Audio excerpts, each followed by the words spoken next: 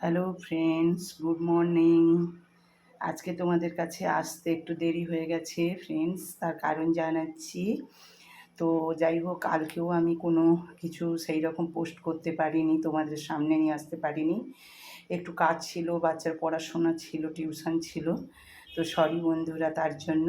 দেখো আজকের মর্নিংয়ে একদম নিউ নতুন একটা রেসিপি নিয়ে এসেছি। তোমরা হয়তো ধরে কে কী ধরতে পারছো আমি জানি না। হয়তো সবাই মনে করছো এটা একটা ক্ষীর তৈরি করেছো দিদি ভাই বা কিছু। এটা একদম নিউ একটা রেসিপি, যেটা তোমরা কখনো আগে শোনোনি। তো আমি আজ ফার্স্ট তোমাদের কাছে ছাড়লাম। তো ফ্রেন্ডরা, অবশ্যই তোমরা দেখো এই রেসিপিটা আমি এডিট করছি, করে আমি ছাড়বো। একাকে তো সব করতে হয় ফ্রেন্ডরা, জানোই সব কিছু। তো আমি বারবার বলেছি, যাই হোক একটু সময় লাগবে। তো আজকের খাবারটা এটাই আছে।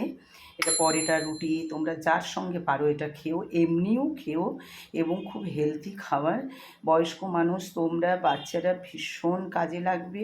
ভীষণ নতুন রেসিপি, তোমরা বাড়িতে ট্রাই করবে। আমি রেসিপিটা ছাড়বো। তো তার আগেই বলে দিলাম, এটা হচ্ছে ডিমের ক্ষীর।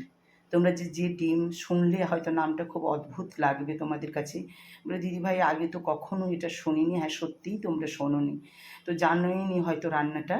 তো আমি অবশ্যই রেসিপিটা ছাড়বো।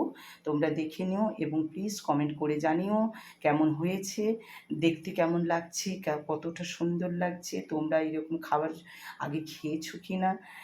এই বলেই এখন রাখছি, আমি আবার দুপুরে রান্নায় ব্যস্ত আছি বন্ধুরা। যাই হোক, টাটা।